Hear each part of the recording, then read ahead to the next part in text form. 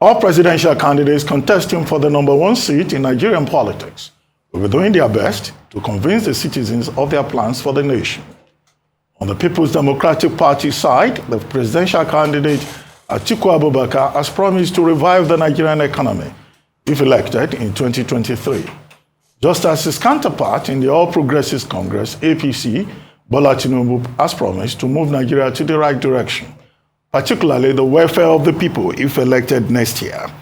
While Atiku made his promise over the weekend at a mega presidential campaign rally held at the Samuel Ologbodiyan Stadium in Benin City, Tinubu spoke while inaugurating the Kano State Governorship Campaign Office situated at Club Road, Kano. Going by all promises so far made while campaigning around the country, one thing is certain: both candidates have so much they intend to do to make Nigeria better. Joining us on this show this morning as we discuss the plans each candidate has for the nation is Kola Ologbodiyan, spokesperson for the Atiku Abubakar presidential campaign, and Opeoluwa Dapo, member of the All Progressives Congress Presidential Council. Welcome to the morning show, gentlemen. Well, I have two questions. Thank you very much, One Dr. for you. Yes, and Kola you. Ologbodiyan, it's good to see you. Congratulations on your appointment as a spokesperson. But let me start with you, Kola Ologbodiyan. Governor Wike yesterday, Governor Yesom Wike yesterday, while inaugurating the PDP campaign council for Rivers State, accused your candidate, Atiku Abubakar, of working with enemies in Rivers State and not carrying him along. And for that reason, he, Governor Wike, and his supporters would not campaign for the PDP at the presidential level. What will you say to that? And to you, Opeoluwa Dapo, Governor Godwin Obaseki, again yesterday, said categorically, and it has been so reported in the papers this morning, that Nigeria will break up if anybody should vote for Asiwaju Bola Ahmed Tinubu, because he will be continuing a tradition whereby government just prints money and has incurred, and the APC administration has incurred as much as 60 trillion naira in debt, according to him. What do you say to that? But let's start with Kola Ologbodiyan first. Thank you very much, Dr. Abati. Good morning, Rufai. Morning, I'm sir. not sure if Tudun is with you. Morning, sir. Yeah. Well, I read the position of Governor Wike as it concerns nomination to the campaign council of the People's Democratic Party. And I want to say that he has a right to be angry, and he has expressed that anger, which has now generated the conversation within the party and the campaign council. But let me state, and just as a reminder, because it appears we have discussed this matter on this platform, that the person who is in charge of nomination into campaign council is the National Organizing Secretary of the party, Umar Bature, the National Organizing Secretary. And he came out and said that all the state chapters of the party were written to, and requests were made to nominate persons into the campaign council, but that the Rivers State chapter did not respond. I think we have had that conversation before. I would not know what has transpired thereafter, but I want to say that the responsibility to nominate members into the campaign council is wholly that of the party, and also the National Organizing Secretary, this time Umar Bature, is the one in charge of nomination. And he said he requested from all the chapters of the party to nominate members into the campaign council, and also added that the River State did not respond.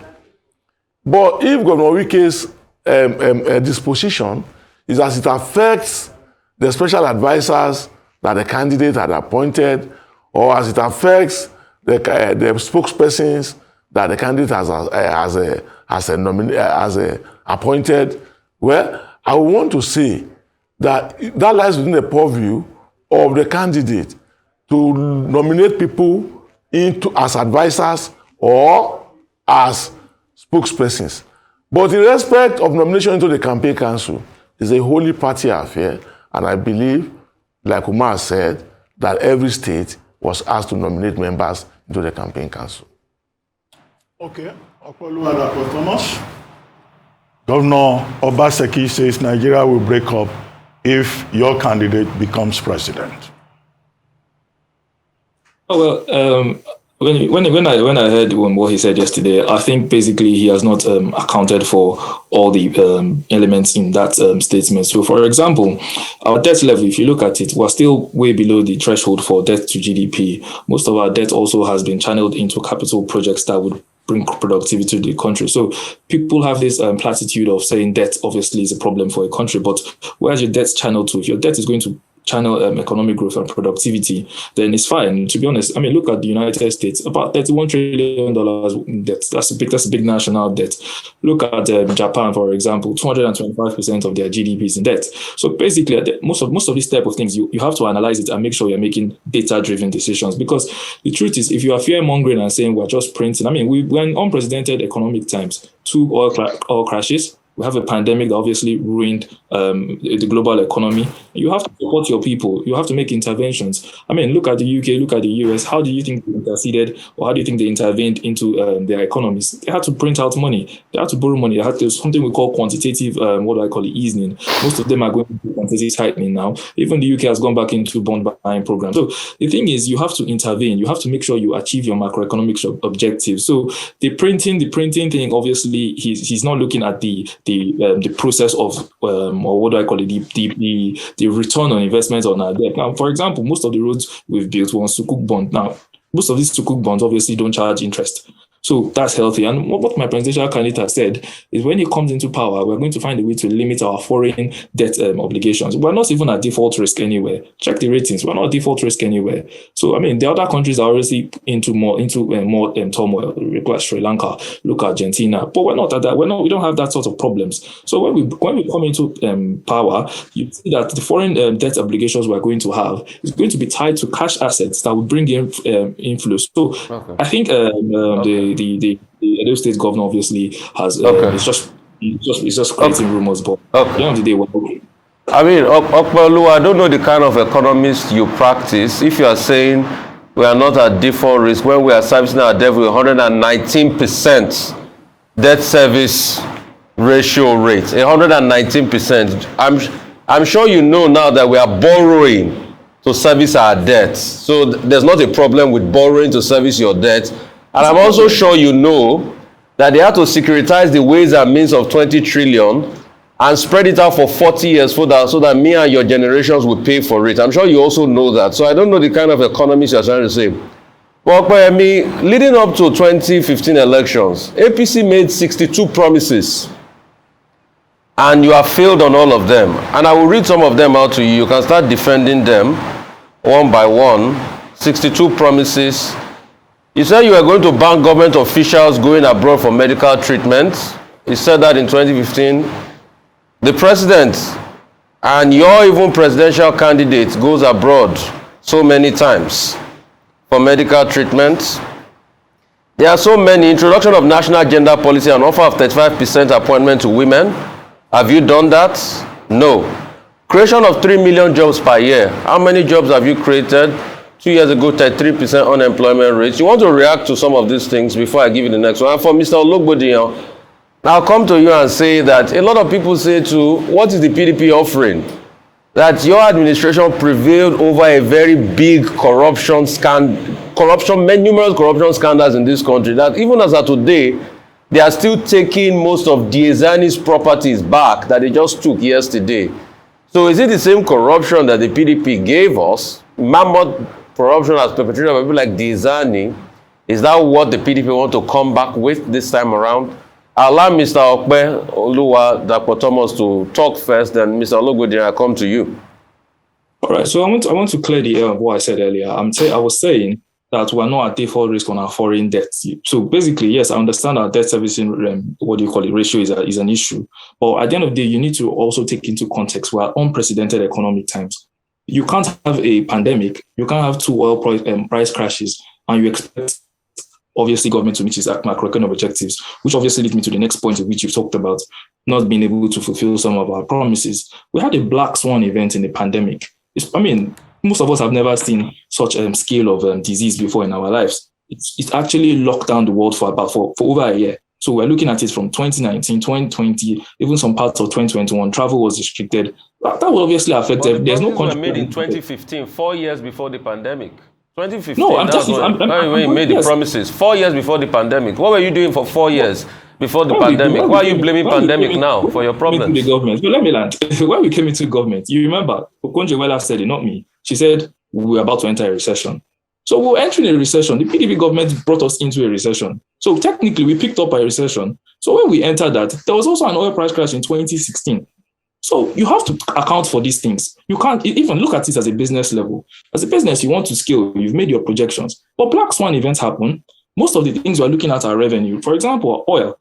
Oil is our major source of revenue. That's basically that. It gives us that quick gains, quick wins, quick revenue. You can say you want to diversify the economy, but obviously, agriculture, most of these things are biannual, perennial crops. The money that comes in obviously doesn't come in at the rate you expect it to come in relatively to oil. So basically, there was a problem at source with our oil. At the end of the day, 2016, there was an oil crash. You see how US obviously took up shaling and shale oil, and then Obama and all that effect on our own production. So when you think about all these type of circumstances, you have to obviously give in context and say, okay, we've made this plan based on these projections. We've made this projection based on this plan. Well, obviously, things happened. Black swan event happened. Oil price crashes happened in 2016. We got into a recession as soon as we assumed power. And that's obviously what the PDP was. It was the PDP's doing. So we need to understand the context of these things. And the government obviously is working to see how they can achieve most of these promises. So if black swan events happen again, you will renege on your promises? Is that what you are telling Nigerians as you campaign now? Before I allow Mr. Ologbodiyan to answer his question? It's part of life. It's part of life, to be honest. Like I said, look, a country is an economic entity. Businesses as well, individuals. You can say you will do X and Y, but you don't have all the external factors. The external shocks. Okay, let's move to Mr. Ologbodiyan. Mr. Ologbodiyan. Yeah, Rufai. Thank you very much. You asked me to speak to the issue of corruption and how we are going to fight it, if I understand your question clearly. No. I said... The candidate of the People's Democratic Party, Atiku. I said... Yes, go ahead, please. I said, I'm not saying speak to the issue of corruption. I'm saying that your PDP, former PDP government was deemed to be very corrupt. And I specifically mentioned the case of Diezani. And I'm saying that, how can you justify to me that the same PDP that was found very culpable with the mammoth corruption of people like Diezani will be able to fight corruption? And there's also corruption allegation leveled against your presidential candidate, although it's not been charged in court, but they keep talking about the Ali Button scandal and even how he made his money. That is just all rent-seeking. Well, thank you very much. I'm happy that you said that he has not been charged to any court. But I want to establish a fact here. That among the arrays of politicians in Nigeria, that the most investigated politician in Nigeria is Atiku Abubakar. And I want to refer you to the book that we recently launched on his court cases. How he fought his way, particularly the period leading to the end of his administration with President Olusegun Obasanjo. So if a man has been so investigated and nothing has been found to convict him, I will leave whatever is being said concerning him on the issue of corruption in the space. Because nobody has been able to say that, oh, you are guilty as charged. So whatever they are saying remains in the realm of rumor. You talk about the corruption that PDP was accused of pre-2015. And it's amazing, Rufai, that the corruption that is prevalent in Nigeria today is unknown in our history as a people. We are talking about a situation in which an accountant general that was nominated by this administration went away with over 100 billion naira. You are talking about money that APC then, because we are coming to power, Mr. Ologbodiyan, but accountant propagated money in your administration. Accountant General too was found for corruption in PDP administration. You can go and check. The man from Oyo State. How much? He stole over 100 billion. Stealing is stealing. Look, let's put the blames. Let's put the blames where they are. If a man comes to your house and stole a razor blade, for instance, are you now going to compare him with a man who came to your house and lifted your car? We are talking about the worsening situation of corruption in this country. It's unfortunate that I want to reduce this discussion or this conversation to the issue of comparison. And if we are going to do that, Rufai, you cannot compare PDP administration and the All Progressives Congress administration. We are talking about a situation in Nigeria in which within a space of 1 year, that subsidy payment moved from maybe 200 billion to over 1 trillion naira. Is that what we are talking? Is that what we are discussing? We are discussing a situation. We are talking about a situation in which our candidate, Atiku Abubakar, has identified the major source of corruption in public service. And he has said that he will reduce the current expenditure by 45%. I think that is what is new. That's what we should be discussing. Because on a yearly basis, Rufai, in every public enterprise in this country, laptops are bought, vehicles are bought, furniture is bought. And all these take in wholesome sums of money as a means of corruption.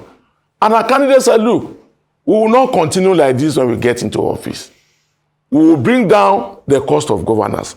Outside that, we will block the leakages.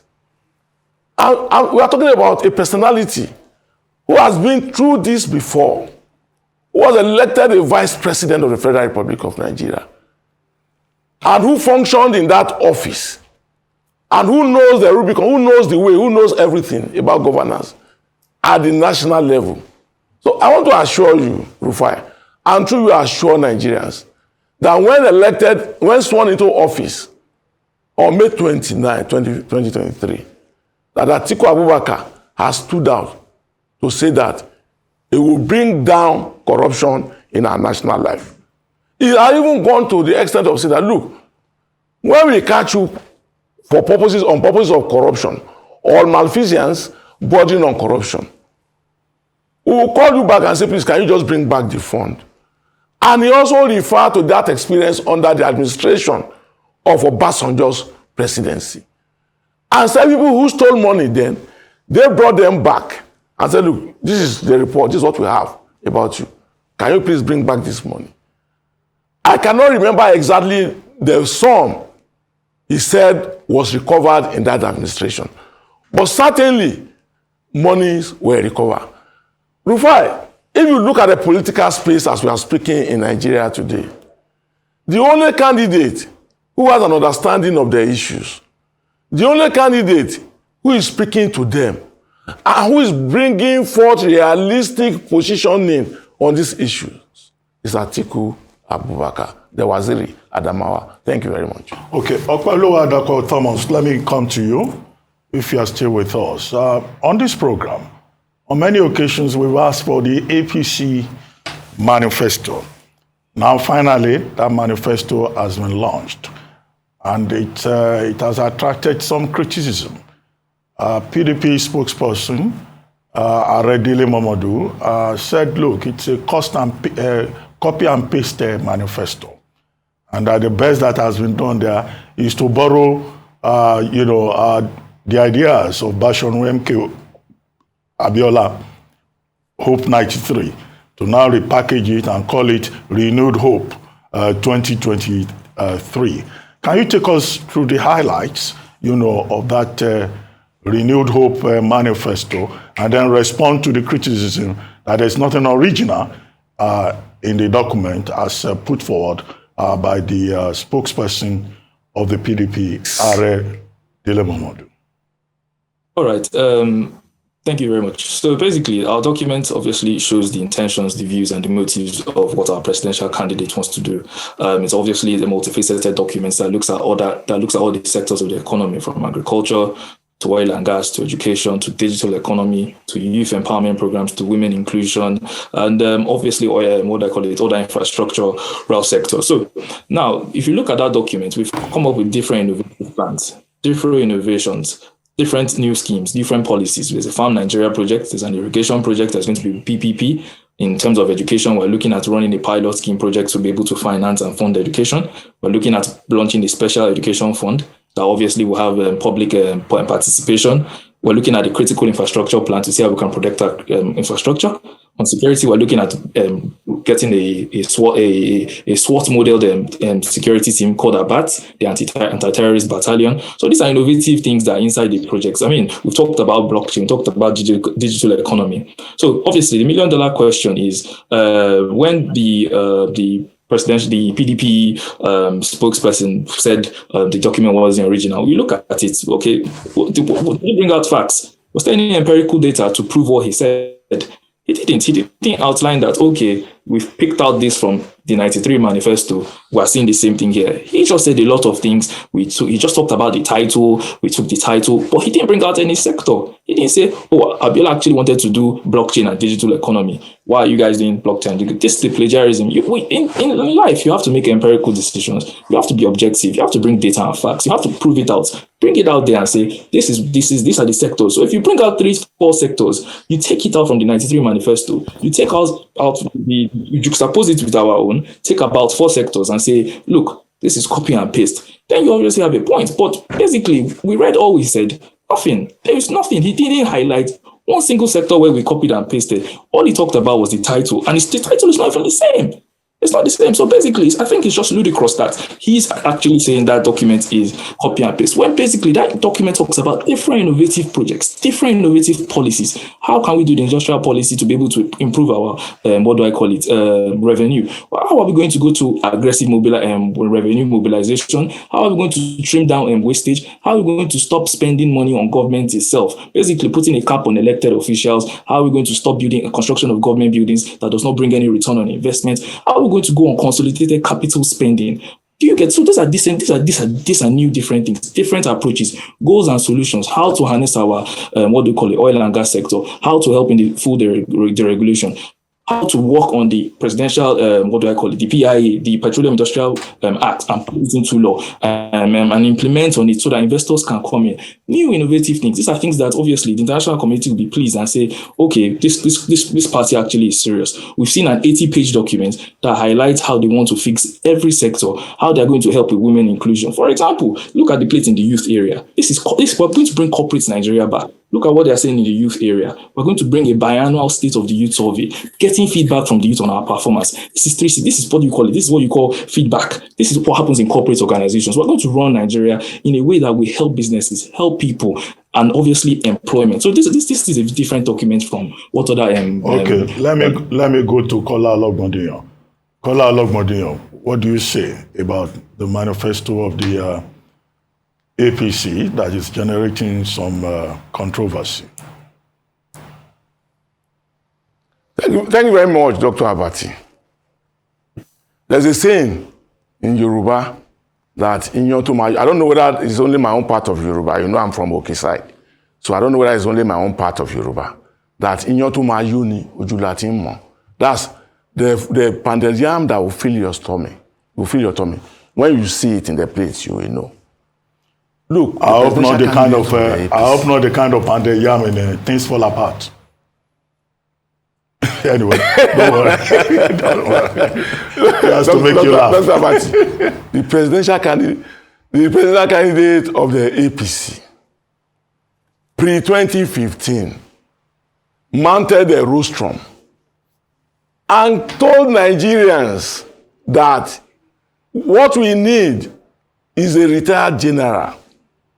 That In the advanced democracies, when nations are in crisis, they fall back on generals to come and rescue them. He mentioned Churchill and others. I can't remember now. But in the last 7 years, going to the 8th year, his prophecy has failed Nigerians. Because the security challenge that he said they will come and face has woefully. Now I'm proceeding forward, Dr. Abati. Ahead of the 2019 election, the same presidential candidate came on air, mounted a rostrum, and told Nigerians that when they go to school, their 4 years will be 4 years. That they are going to provide loans for students. That they are going to give 5,000 to each aged man and woman in this country. That dollar and naira will be at parity.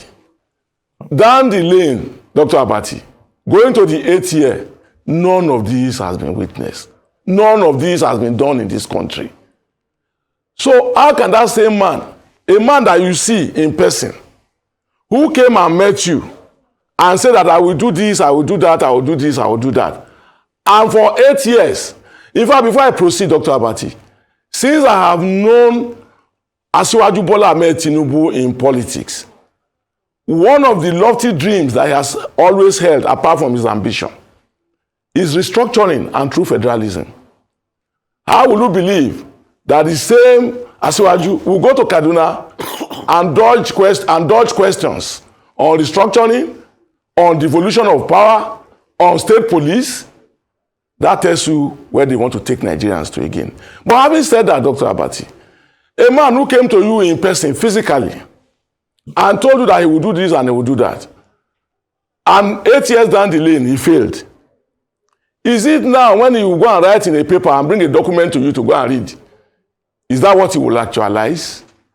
So for us in the campaign, and I believe to majority of Nigerians too, nobody's going to take that forlorn hope serious. Nobody will take the forlorn hope serious. Because they have had a chance, they have had the opportunity, and they failed woefully. A committee was constituted on restructuring by the All Progressives Congress, if I remember very well, chaired by Nasir El-Rufai, the governor of Kaduna State. What is the outcome till today? Nothing. So how will anybody, people who are coming to you and to talk to you, are making promises that turn out to be fluke, promises that turn out to be unachievable, that they have cancelled, will now come back again and say that, oh, we want to do this, we want to do so. Who is going to believe them? What's the percentage of believability? And having said that, Dr. Abati, okay, go ahead. I think Rufai wants to speak. Go ahead, finish up before we ask another one. Okay.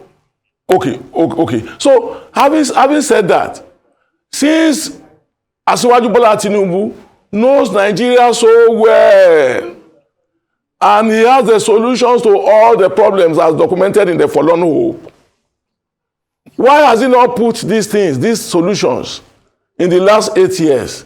Why has he not put it before President Muhammadu Buhari, the person that he brought to power, according to him, unilaterally, brought him to power? Why has he refused to help him to save Nigerians from these pains, from these sufferings, from this anguish in the last 8 years? I don't know, Rufai, whether you followed their sojourn to Kano, which has completely become a misadventure. Did you listen to what the bystanders on the street? Did you listen to them? If you don't understand Hausa, get an interpreter to tell you. Okay, Mr. Ologbodiyan. You understand what they were saying? Mr. Ologbodiyan. They said Bamuso, that they have suffered too much under this government. Okay. Let nobody come around once again and beguile us as Nigerians. Okay, Mr. Ologbodiyan. A lot of people will say, how is the PDP any better? A party that cannot unify itself, a party that has 5 of its governors not joining the campaign trail. Somebody gave me a feedback that they watch your campaign in Edo and it shows the disunity in the party. You could even muster the number of the remaining governors you had to still come and speak there. A party that went against its own laid down laws, that couldn't go in line with its own agreements. as regards, zoning and making this come to the south, which is the grounds of Wike and some other people. So how can your party be trusted? A party that prevailed over so much corruption and so much economic challenges that started in 2015 with so much resource, a party that didn't do infrastructure when they had so much resource. Crude oil price during the PDP's time was over $100 per barrel.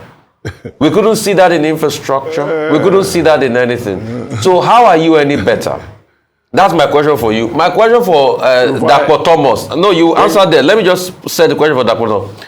My question for Dapo Thomas is that how do people even believe your own political party where 62 of your promises in 2015 have not been fulfilled? Let me give you one of those promises, for instance. You said you were going to bring down maternal mortality. It's still one of the worst in Nigeria as we speak today.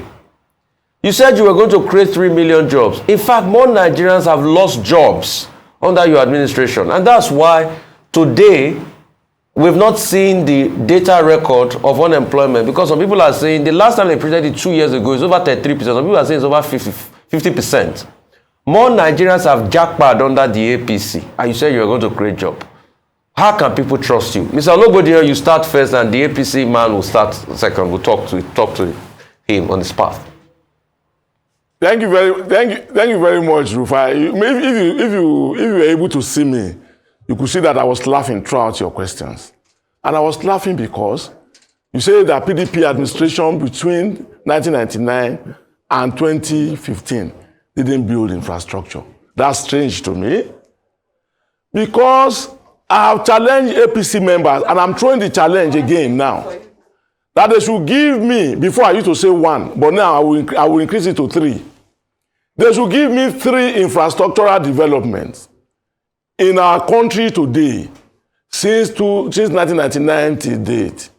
Or let me even limit them, since 2015 till date in Buhari administration, that has been conceived by the APC, implemented by APC and President Muhammadu Buhari, and completed 3 projects across the entire nation. They can't find. They don't have it.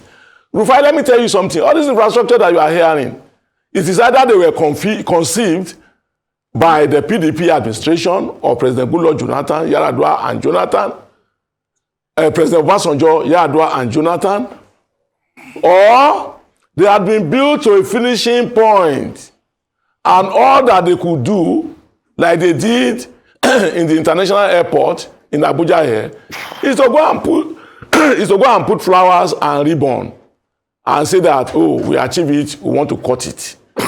Look, Rufai, when we talk about infrastructure, they talk about train, the Lagos-Ibadan train system. Who conceived it? Was it conceived? Though it was not started by the PDP, because we are honest people and a honest party.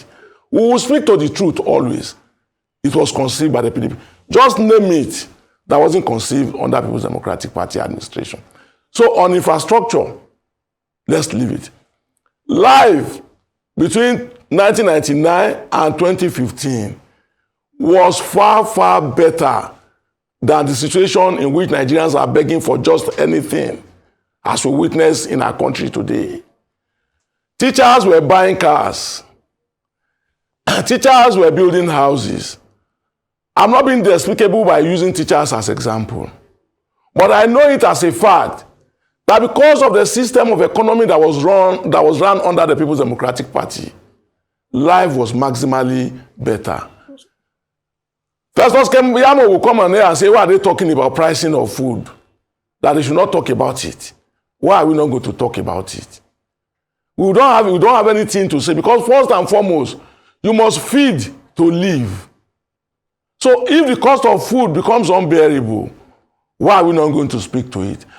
So Rufai, I want to tell you, and through you tell Nigerians, and Nigerians are aware of this, and they know it, and that's why they are rallying Atiku Abubakar as the solution to their problems, that under the People's Democratic Party administration, or President Goodluck or President Olusegun Obasanjo, through Yar'Adua to Jonathan, life was glorious in our country.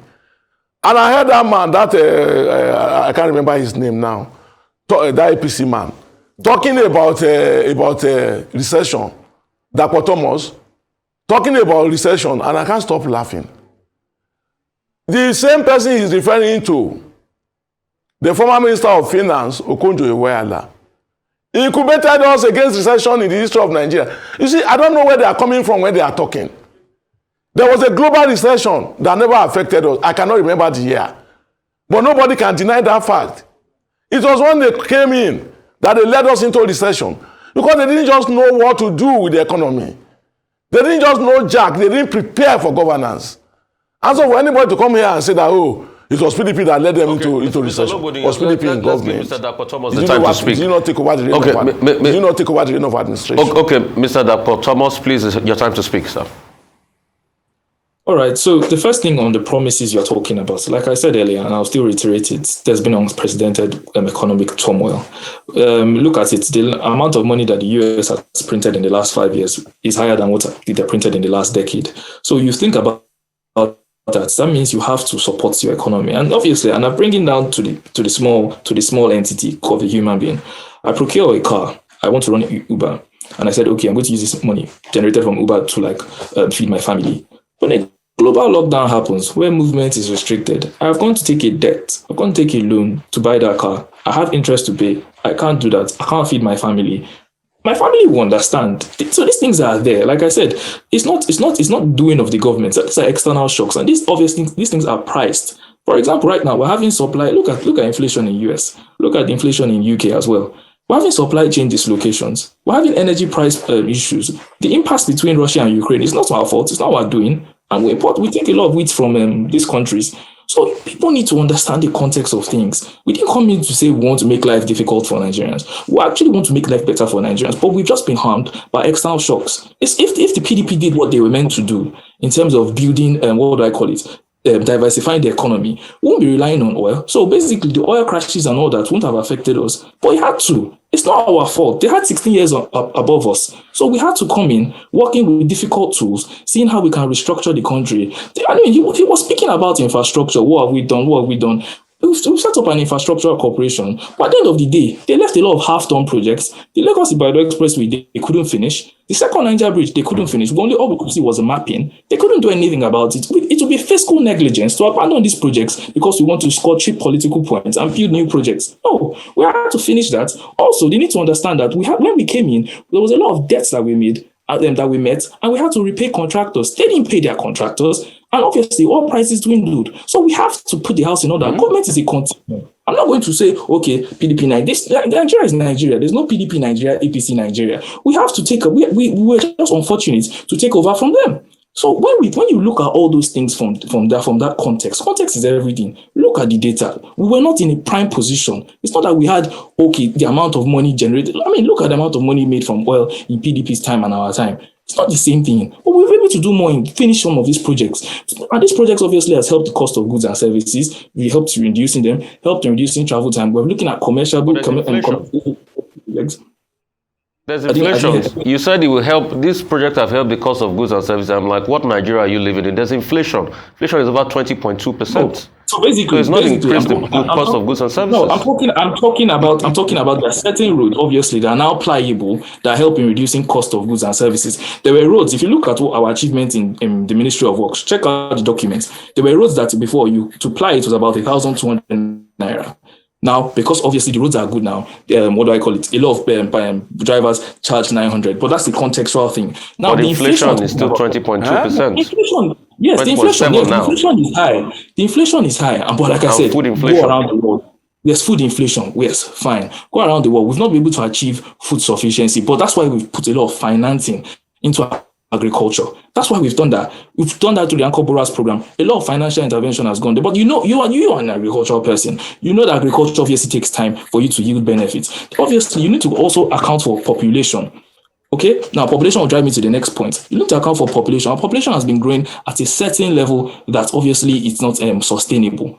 Now, how can you feed this amount of people? Because look at what we do. We actually produce a lot of staple foods. In most of the top 10 consume staple food, we are very, very dominant in about 6. Yams, cassava, maize, sorghum. Us and the US, we account for about 24% of the sorghum produced in the world.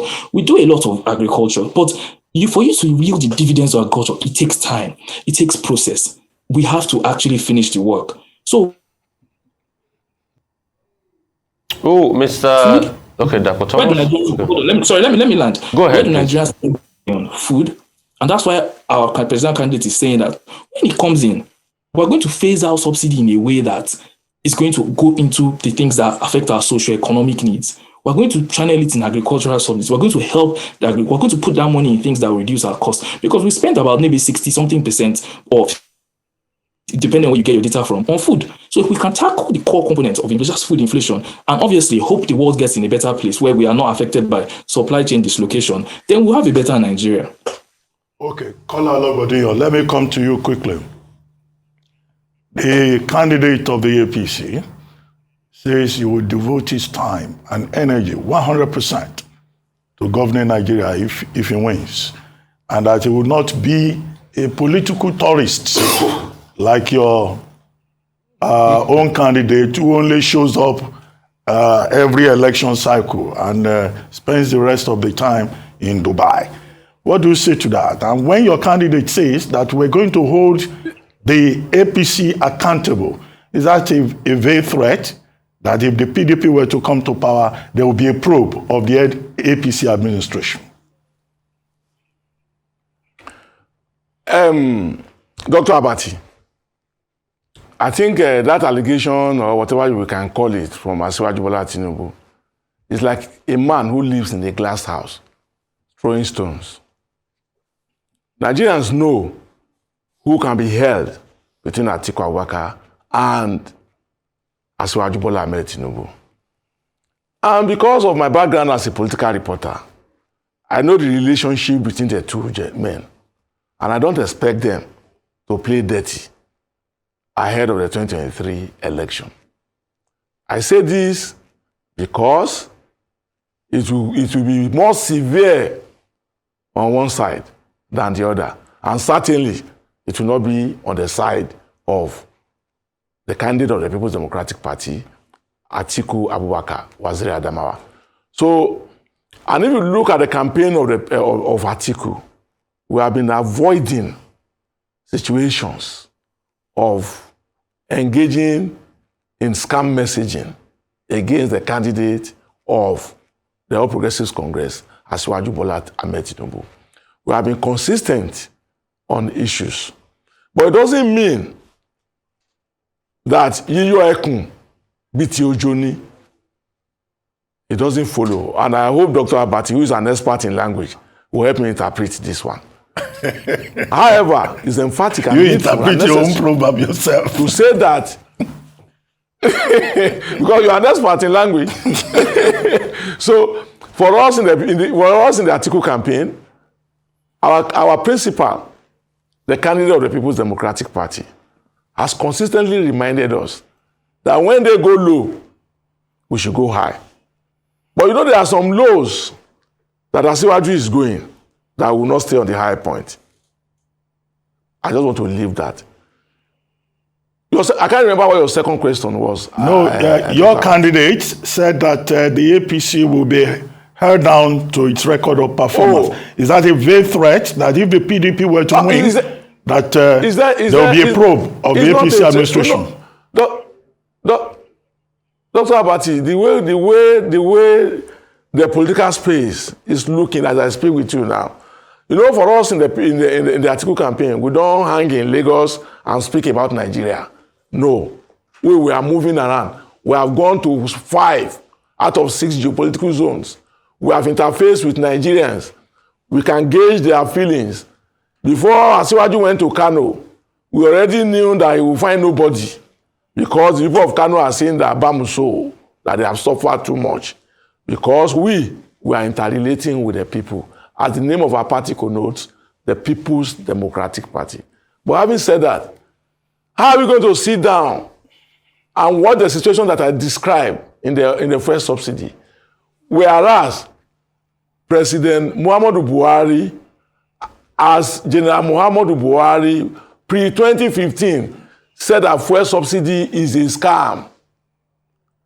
But today, I beg to say that the worst scam in the area of first subsidy has been put on Nigerians. The level of petroleum product that they claim that we are using is amazing because it is exponentially unbelievable that we can shift from a situation of 200 billion to a situation of over 1 trillion in a space of 1 year. Who are those buying the cars? Or is it generators that they are buying? Or what are they buying? What are they using the fuel? Look, Dr. Abati, if President Muhammadu Buhari wants to be honest with Nigerians, he should immediately, even as we are speaking now, demand a forensic investigation into what is happening. But if he's keeping quiet and pretending that nothing is happening, whereas Nigerians are suffering the pangs of this roguery that's going on in NNPC, they will ask questions when the time comes. So there are a lot of issues around the polity, around governance, that one cannot just gloss over. So Atiku Abubakar, when he's not threatening the APC, but when he's sworn in by the grace of the Almighty God on May 29, 2023, if there are issues that we need to raise questions about, we will raise questions about them. And he has also said, in assurance with Nigerians' support, that whoever is found with Nigerians' money, they will have to return them. Okay. Dr. Thomas, do you have something to say in response to all these, statements by the PDP spokesperson? So basically, like we've said, we're going to run an issue-based campaign. An issue-based campaign, that's what Nigerians actually want to know. Nigerians want to know what our candidates can bring to the table. Like I said, our candidates obviously is the easiest candidate to sell. Look at the revenue generated when he was governor, about 400 or something percent. No other candidate obviously has that type of track record. In fact, check the track record of our vice presidential candidate when he was governor of Borno State, about 200 and something percent. No other candidates can touch it. So you're bringing two people who have certain experience in revenue generation, who have obviously helped in managing debts in their state. Look at the external debts that was reduced during our candidate's time. Our candidate's first person that set up a debt management office in Lagos State. Our candidate's person that first floated global bonds, and obviously that was priced well and received oversubscribed in the international market. So our candidate obviously has experience. He has a team. Look at most of the things in the manifesto. Look at all the stakeholders we're looking at working with. We're trying to work on how we're going to, in health. Look at what we're going to do in terms of health clinics. We're going to work with state governments and local government to be able to ensure that every 30-minute walk or every 3-kilometer walk, everybody has access to health. Everything he's going to do is obviously getting the buy-in of stakeholders. Because for you to bring the Nigeria of your dreams, for us to realize the Nigeria of our dreams, you have to work, you have to get the buy-in with all levels of government, local, state. You even have to get in private investors, local investors, and obviously there's nobody that has a better track record than working with people around the world and around the country. This is someone that has corporate experience in Deloitte. This is someone that has corporate experience in Mobile. So basically, this is what we're bringing to the table: issues. How are we going to solve issues? Look at our vice president, our vice presidential candidate. He was commissioner about 5 ministries. So this is someone that has experience touching different folds. Look at his experience in the bank. He has banking experience. He was the manager at some point in time. And now, obviously, most of the things we want to do, we're going to have to work with the bank, because obviously the bank has financing, the finance obviously that can drive Nigeria to Nigeria of the dreams. For example, what we want to do in housing, the mortgage we're going to actually work with the banks and give incentives to the banks and say, if you help people to be able to afford homes, we'll give you incentive. This is collaboration, consultation, discourse. These are things that Nigerians need to know. Okay. This is an issue. Okay. Real quickly, 2 questions. Number 1, Mr. Kola Ologbodiyan, please explain this to me. Nigeria had 112 million people living beyond poverty line in 2012, which is still your PDP administration time. But that same year, we made $62 billion in crude oil revenue, one of the highest. Juxtapose that level of poverty and that higher revenue. So that year, revenue wasn't the problem. And Dayo, as we wrap up, let's talk about floods. The APC promised to solve flood problems, build new flood plains, and do everything as regards preventing floods. We've had many floods under this administration, and the last one, a lot of people have complained bitterly that the president from the APC political party is away in Korea, while flood has happened in Nigeria. Has just set up a committee to release a report in 90 days. But you put this in your manifesto, and you said these were the things you're going to do in 2015. 8 years' time, nothing has been done as regards flooding. Mr. Ologbodiyan, you first, and afterwards, DT. Then we'll start to wrap up. Thank you very much, Rufai. Well, it will be unfortunate for me to play back the ball. But having said that, all I know concerning what you call an unemployment and comparing it with the state of finances of the nation during that period, I can clearly tell you, all I can say as a summation of this is that life, whichever way we look at it, was better under the People's Democratic Party. And if the PDP is re-elected into office, there will be wholesome improvement on the areas where we have fundamental mistakes. And like you know, the candidate of the People's Democratic Party, when he went to Kaduna, and this messaging also applied in other states that he has been to, he spoke to the issue of getting the state to support private interests in the manufacturing sector. So if we say we didn't do it in time past, and now our candidate is talking about this diversification, I think the People's Democratic Party still stands a chance with the people. And to be honest with you, and I say this with all sense of responsibility, majority of Nigerians know it as a fact that Atiku Abubakar is a better candidate among the array of those who are aspiring to be president, because he will not come and say what he will not do. They believe him that in the area of governance, he has got the experience. Mr. Ologbodiyan. And none of the people who are talking about campaign now has his experience. They are using Lagos to compare with Nigeria. Just to set the record straight, you have no empirical proof that majority of Nigerians know that Atiku Abubakar is a better candidate. There's no empirical proof to that. Let's just set that straight, for the sake of our listening audience. DT, let's come to you. Just do a tour. Just do a tour. You don't have data. You don't have data for that. Get the empirical fact. When you have data, bring it. We'll talk about it. I say just do a tour now. Do a tour. DT, over to you. Very soon. DT, over to you. Over to you. I can hear you. Yeah, go ahead. Okay, so when the issue of flooding, obviously our presidential candidate has looked at it, and obviously he has visited two of the two states that have been affected. Now, with flooding, you can only improve on infrastructure to see that you mitigate the effects of flood.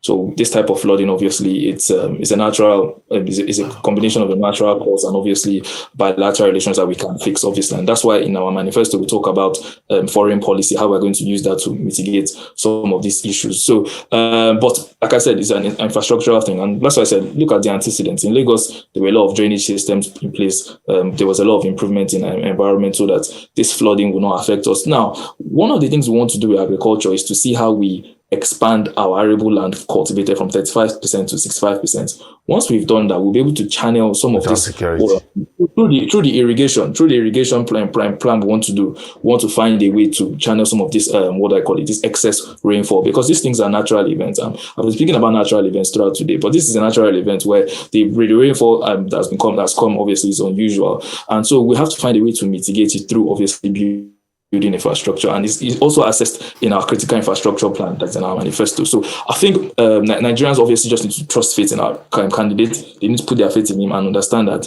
these are things that he has highlighted in the manifesto, and seeing that we are going to have to ensure that we fix this coming into this new administration. All right. Okay, thank you. Thank you so much, you both, Mr. Dara Thomas and Mr. Kola Ologbodiyan, for your time.